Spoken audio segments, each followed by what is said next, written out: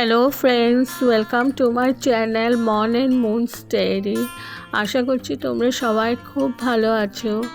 আজ আবারও চলে এলাম একটা নতুন রেসিপি নিয়ে। আজকে আমি বানাতে চলেছি সয়াবিন আলুর একটা নতুন রেসিপি। তাহলে চলুন দেখে নেওয়া যাক আমি কিভাবে এবং কোন পদ্ধতিতে বানিয়ে নিচ্ছি। এখানে আমি সয়াবিনগুলো সেদ্ধ করে তারপর ঠান্ডা জল দিয়ে আমি ভালো করে ধুয়ে জল ঝরিয়ে ঝরিয়ে আলাদা পাত্রে আমি উঠিয়ে নিচ্ছি। ভালো করে চিপে জল ঝরিয়ে উঠিয়ে নিচ্ছি।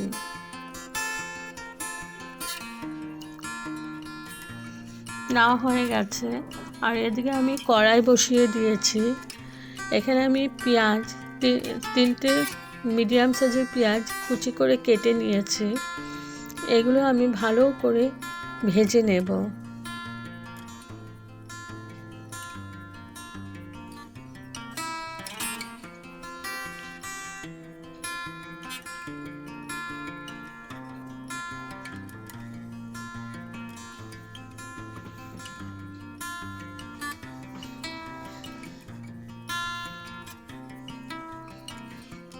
আমার লাল করে ভাজা হয়ে গেছে পেঁয়াজগুলো। এখন আমি পেঁয়াজগুলো তুলে নেব। এখন ওই কড়াইতেই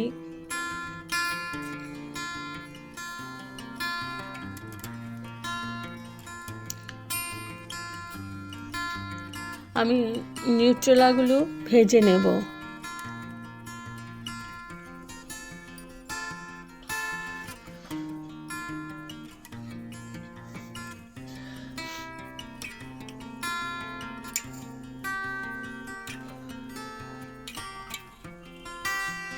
একটু নুন দিয়ে দিলাম আর দিয়ে দেবো একটু হলুদ।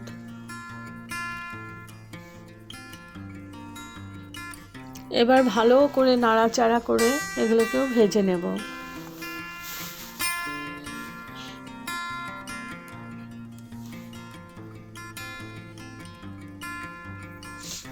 আর এই পেঁয়াজগুলো আমি পেস্ট করে নেব।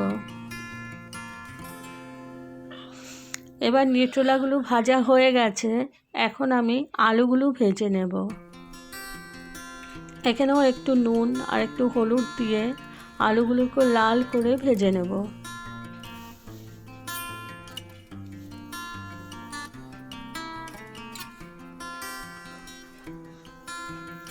দিয়ে দিলাম নুন আর একটু হলুদ।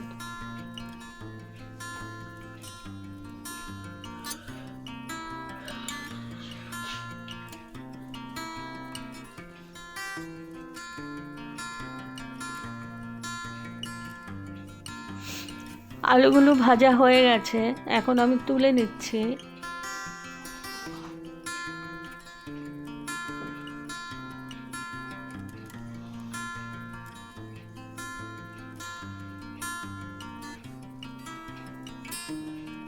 এখন আমি ফোড়নে দিচ্ছি দারচিনি, লং, ছোটো এলাচি। এগুলো ভালো করে ভেজে নেব।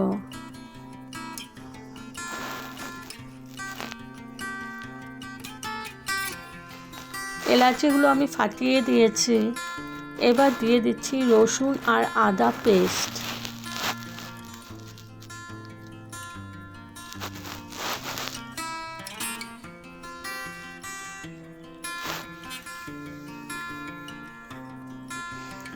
রসুন আদা পেস্টটা আমি একটু ভেজে নিচ্ছি।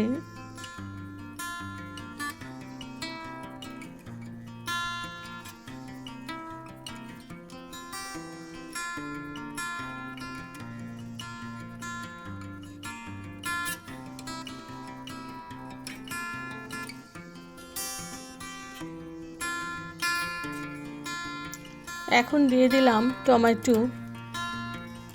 একটা টমেটো আমি কেটে নিয়েছি, টমেটোটা দিয়ে দিলাম।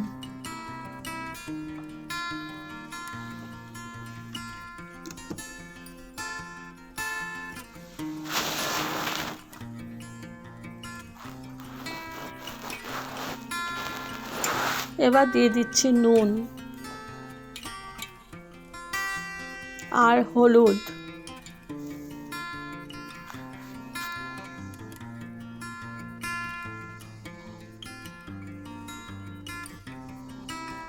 দিয়ে দিচ্ছি জিরে পাউডার,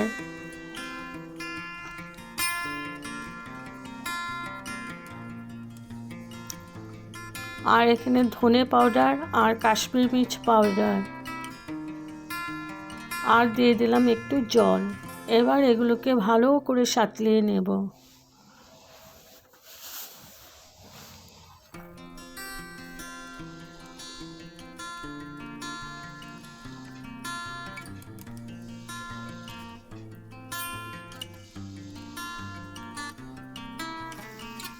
এবার আমি ঢেকে দিলাম 5 মিনিটের জন্য।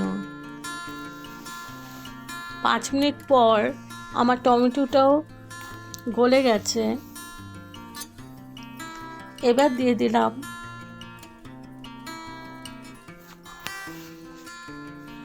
পেঁয়াজের পেস্টটা, যে আমি পেস্ট করে রেখেছিলাম, পেস্টটা দিয়ে দিলাম।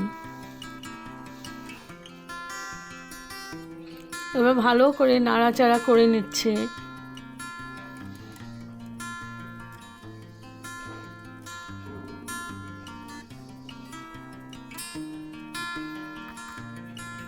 এখন দিয়ে দিলাম আলুগুলো, ভেজে রাখা আলুগুলো। এবার আলুর সাথে ভালো করে মিশিয়ে কষিয়ে নিচ্ছি।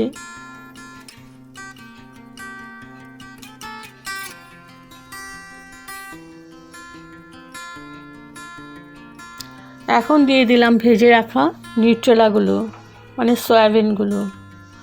এবার সয়াবিনের সাথে ভালো করে নাড়াচাড়া করে মিশিয়ে নিচ্ছি মশলাটাকে।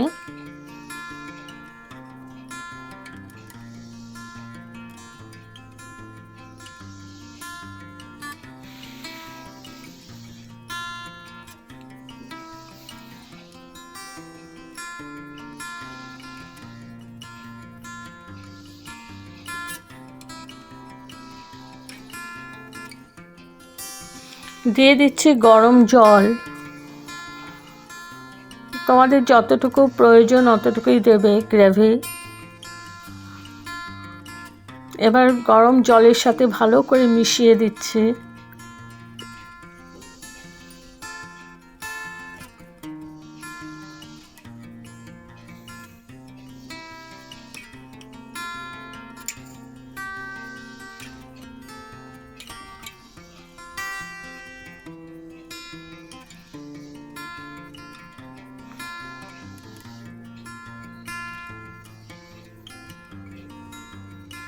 এখন আমি ঢেকে রাখলাম 10 মিনিটের জন্য। তো 10 মিনিট পর আমি তুলে নিলাম।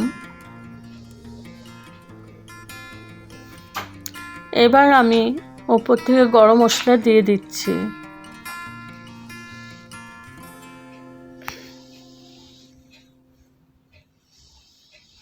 আর দিয়ে দিলাম ধনে পাতা।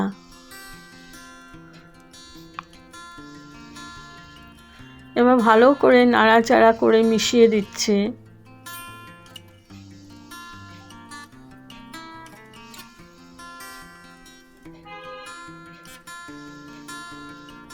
আলু আমার সেদ্ধ হয়ে গেছে।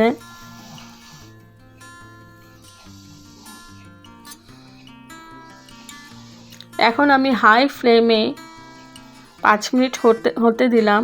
তারপর আমি গ্যাস অফ করে স্ট্যান্ডিং টাইমের জন্য রেখে দিলাম। যদি আপনাদের এই রেসিপিটা ভালো লেগে থাকে তবে like, share, comment and subscribe করতে ভুলবেন না।